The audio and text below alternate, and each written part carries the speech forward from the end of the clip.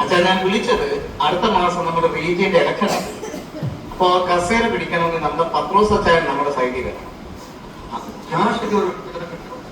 Cash ഇറക്കണം വെച്ചാ ഒരു 50 രൂപയെങ്കിലും. ആ, 50 രൂപ വെച്ചാ അത് കൂടുതലല്ലേ മാസ്റ്റർ? അതൊന്നും സാരമില്ല. എന്തായാലും ഞാൻ അച്ചായനെ പ്രാർത്ഥന കഴിഞ്ഞിട്ടൊന്ന് വിളിക്കാം. ശരി മാസ്റ്റർ. ഇൻസ്റ്റയിലൊന്നും ആക്റ്റീവ് അല്ലല്ലോ. അത് ഉപവാസ പ്രാർത്ഥനയൊക്കെയല്ലേ, അതുകൊണ്ട് ഫോണൊന്നും എടുക്കാറില്ല. ഇത് കണ്ടോ, എന്റെ ഈ പോസ്റ്റ് 10K ലൈക്ക് കിട്ടി. ആ, കൊള്ളാലോ. നില്ല നമുക്കൊരു സെൽഫി എടുത്തിട്ട് പോവാം.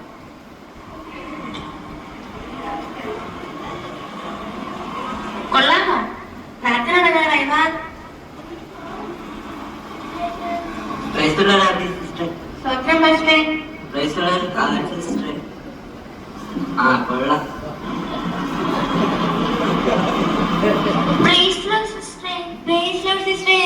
വിശേഷം? സുഖമായിട്ടിരിക്കുന്ന. എന്നാണ്ട് വിശേഷം? സുഖം. കഴിഞ്ഞ ആഴ്ച ഇച്ചായൻ വന്നിട്ടുണ്ടായിരുന്നു. ഈ ഡ്രസ് ഉണ്ടോ? 12,000 രൂപയുടെയാ. അങ്ങ് ഇച്ചായൻ ദുബായിൽ നിന്ന് കൊണ്ടുവന്നയാ. ഒന്നും പറയാൻ പറ്റത്തില്ലെന്നേ, എന്ത് പറഞ്ഞാലും അങ്ങ് മേടിച്ചോണ്ട് വരും. നല്ല രസമില്ലേ? നല്ല രസം. സിസ്റ്റർ ഇടയ്ക്ക് ഇങ്ങനൊക്കെ ഇടണമെന്നേ. എന്നെ കണ്ടില്ലയോ? നല്ല രസമില്ലയോ? എന്താ ചെയ്യാനാ?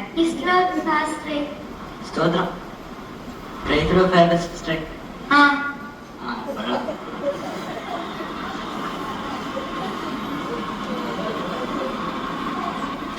എന്റെ ദൈവമേ, മനുഷ്യന് രാവിലെ തന്നെ ഈ മുട്ടിന് വല്ലാത്തൊരു വേദന. ഈ പാസ്റ്റർ വേറെ പണിയൊന്നുമില്ല. രാവിലെ തന്നെ പ്രാർത്ഥന വെക്കാൻ മനുഷ്യൻ 2 മത കയറിയിട്ട് വേണം ഇവിടെ വരാൻ.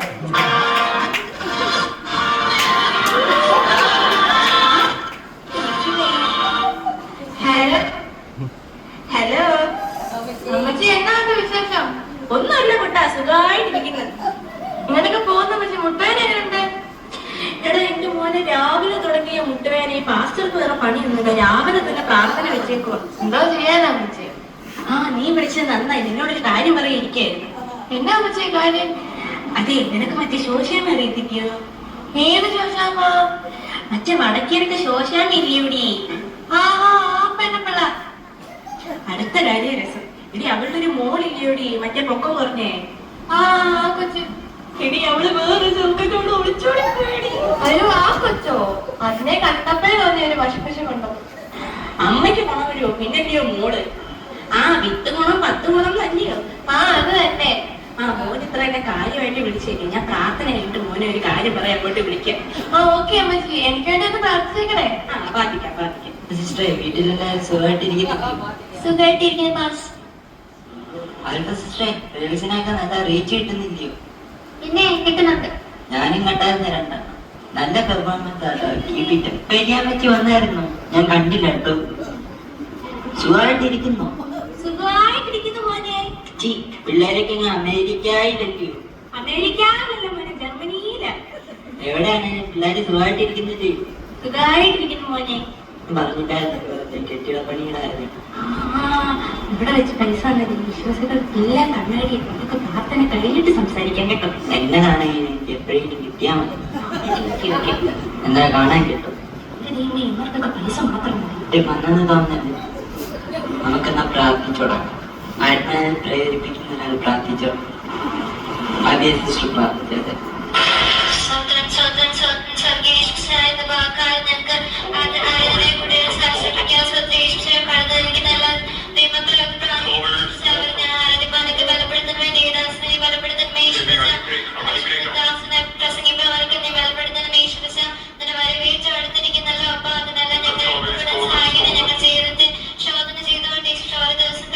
സഹായിക്കണം.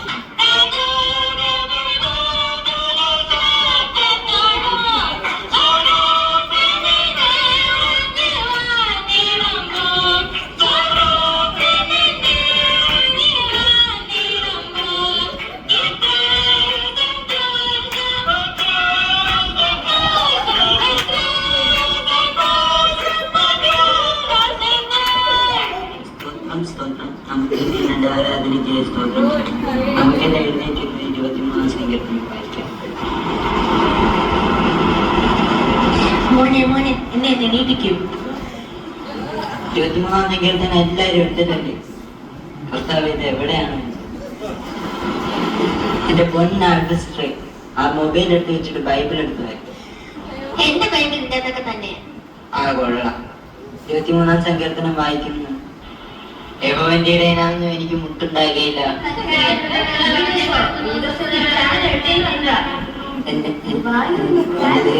എന്റെ കർത്താവ് വീട്ടിൽ വാങ്ങിച്ചിട്ടുണ്ട്. എന്റെ പ്രാണനെ അവൻ തണുപ്പിക്കുന്നു. തിരുനാമത്തം എന്നെ ഇരുപതയോടെ നടത്തുന്നു.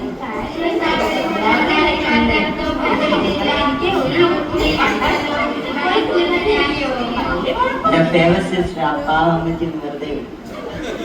ആഹാ, നല്ല പാവം അമ്മച്ചി. ഈ പറഞ്ഞ പാവം അമ്മച്ചി ഇപ്പൊ എന്നെ വിളിച്ചത്. ആഹാ, എന്റെ കുത്തെല്ലാം കൂടെ എന്റെ കുത്തി കെട്ടായോ? അഹങ്കാരി. നിന്റെ 12,000 അഹങ്കാരി വന്നിരിക്കുന്നു. ബഹുമാനമില്ലാത്ത ജാതി. സ്തോത്രം സ്തോത്രം. നമുക്ക് കിട്ടിയ നല്ല വചനത്തിനായി സ്തോത്രം ചെയ്യാം. നമുക്കാണെങ്കിൽ ഒരു പ്രാർത്ഥനയും കൂടി പ്രാർത്ഥിക്കണം. ഞാൻ ഈ സഭയിൽ വന്നത് ഏറ്റവും നല്ല അനുഗ്രഹമായി ഞാൻ അറിയുന്നു. നമ്മുടെ കുടുംബങ്ങളെല്ലാം അനുഗ്രഹിക്കപ്പെട്ട രീതിയിൽ പോകുന്നുണ്ട്. ഞാൻ പ്രേരിപ്പിക്കുന്ന ഒരാൾ പ്രാർത്ഥിക്കും. സിസ്റ്റർ പ്രാർത്ഥിച്ചോളൂ. എന്റെ പൊന്നു പാസ്റ്റർ വേറെ ആരോടെങ്കിലും പറ. National sister പ്രാർത്ഥിക്കട്ടെ. മനസ്സിനൊരാനന്ദം രണ്ടു തുള്ളിയോടെ എന്തു സുഖമാണോ. ഇന്ന് നമ്മുടെ നടുവിൽ ഒരു ഗസ്റ്റ് പാസ്റ്റർ ഉണ്ട്. അദ്ദേഹത്തിന് ഒരു 5 മിനിറ്റ് കൊടുക്കണം. എന്റെ പൊന്നു മാസ്റ്ററെ 5 മിനിറ്റ് കൂടുതൽ എടുക്കരുത്.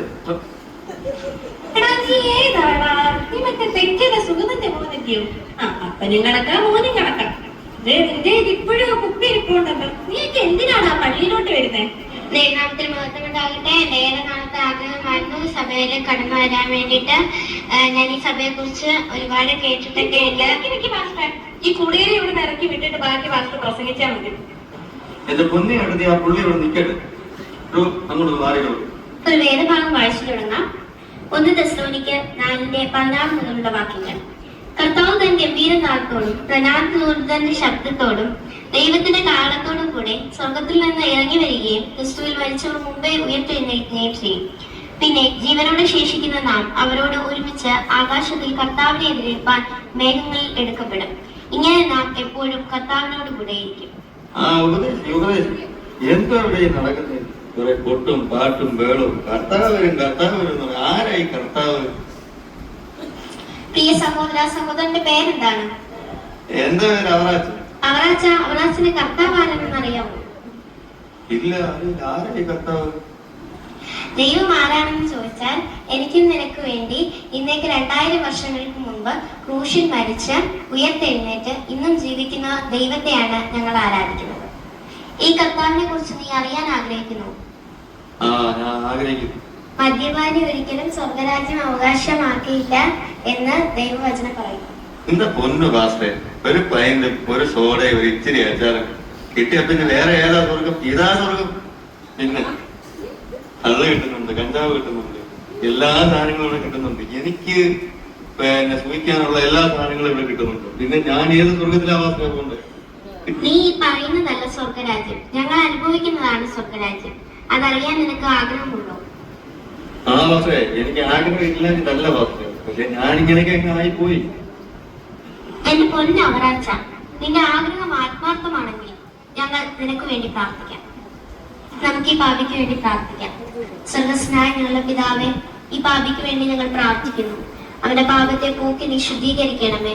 അങ്ങയുടെ വരവിൽ അവനും എടുക്കപ്പെടുവാൻ അവനെ യോഗ്യനാക്കണമേ. യേശുവിന്റെ നാമത്തിൽ തന്നെ ആമേൻ. സ്തോത്രം. നമുക്കൊരു പാട്ട് പാടിയാലോ?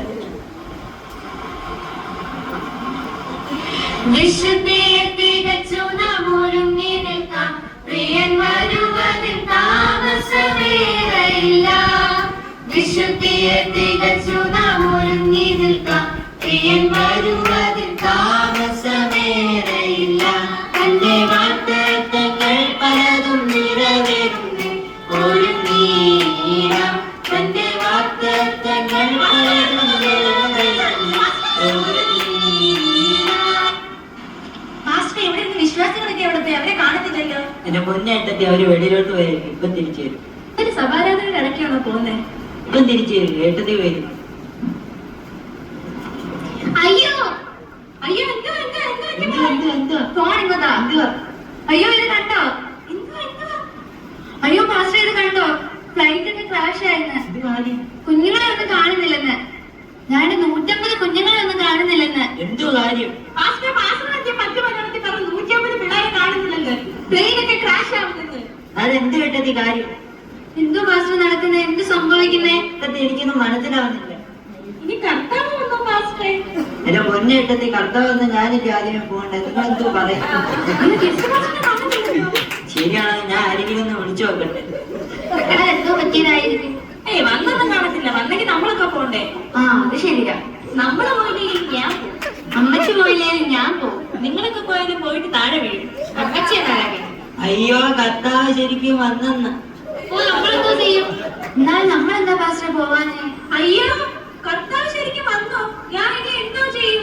ഞാൻ എന്തൊക്കെ നല്ല പ്രവൃത്തികൾ ചെയ്തു. ഞാൻ പാസ്റ്ററെ കർത്താവ് വന്നു. പാസ്റ്ററെ കർത്താവ് നീ എന്നെ ചേർത്തില്ലല്ലോ.